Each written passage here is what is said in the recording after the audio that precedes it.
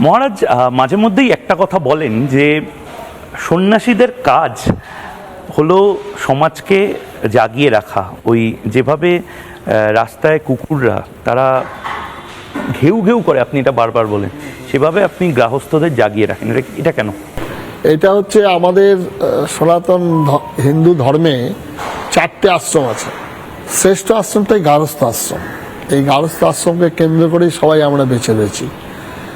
সুতরাং এই গারস্থ আন্দোলন আচার্য স্বামী প্রণবানন্দজি মহারাজ যেমন করেছেন, তেমনি গারস্থদের জন্য আমাদের হিন্দু ধর্মকে রক্ষার জন্য শঙ্করাচার্য করেছেন, স্বামী বিবেকানন্দও বলেছেন।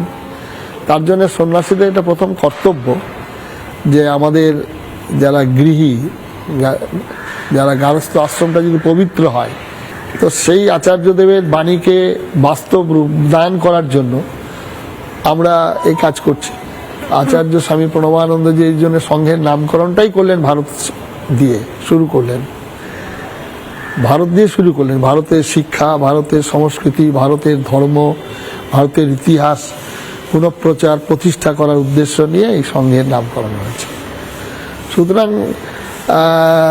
হিন্দুত্বই হচ্ছে ভারতীয়ত্ব, আর ভারতীয়ত্বই হচ্ছে আমাদের মানবত্ব। হিন্দুত্বই ভারতীয়ত্ব, আর ভারতীয়ত্ব মানেই মানবত্ব। এর মধ্যে কোনো রকম স্পিরিট সবসময় সেকুলার ছিল।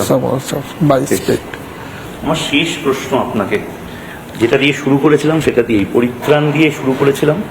পরিত্রাণায় সাধুনাং বিনাশায় চ দুষ্কৃতাম ধর্ম সংস্থাপনার্থায় সম্ভবামি যুগে যুগে। পরিত্রাণ আসবে, আমরা তো আশাবাদী।